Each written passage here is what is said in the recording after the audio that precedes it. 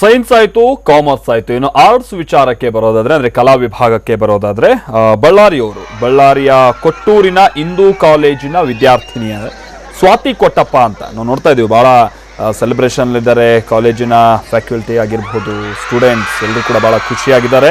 595 ಅಂಕ ಪಡೆದು ರಾಜ್ಯಕ್ಕೆ ಪ್ರಥಮ.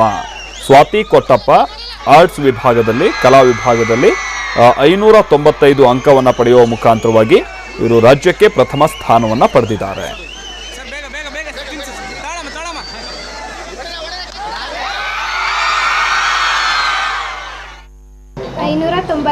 ಮಾರ್ಕ್ಸ್ ಬಂದಿದ್ರು. ಕಾಲೇಜ್ ಸ್ಟಾರ್ಟ್ ಆದಾಗಿಂದನೂ ಲೆಕ್ಚರ್ಸ್ ತುಂಬಾ ಗೈಡ್ ಮಾಡ್ತಿದ್ರು, ಏನೇ ಓದಬೇಕು, ಯಾವ ರೀತಿ ಬರೀಬೇಕು ಅಂತಾನು ಹೇಳ್ತಿದ್ರು. ಹಾಗೆ ಪ್ರತಿಯೊಂದು ಪಾಠ ಆದ ತಕ್ಷಣ ಯೂನಿಟ್ ಟೆಸ್ಟ್ಗಳು ನಡೆಸ್ತಿದ್ರು. ಎಕ್ಸಾಮ್ ಹತ್ರ ಬಂದಾಗೆಲ್ಲ ಪ್ರಿಪ್ರೇಟರಿ ಎಕ್ಸಾಮ್ ಮಾಡ್ತಿದ್ರು. ಆ ರೀತಿ ಓದಿದ್ರು ಸರ್. ನೈಟು 11:30 12 ಗಂಟೆವರೆಗೂ ಓದ್ತಿದ್ದೆ. ಬೆಳಗ್ಗೆ 4 ಗಂಟೆ. ಸಪೋರ್ಟ್ ಮಾಡ್ತಾ ಇದ್ರು ಸ್ಟಾಫ್ಸ್ ಎಲ್ಲ, ಲೆಕ್ಚರ್ಸು ಅವರೆಲ್ಲ ಎಲ್ಲರೂ ಚೆನ್ನಾಗಿ ಸಪೋರ್ಟ್ ಮಾಡ್ತಿದ್ರು ಸರ್.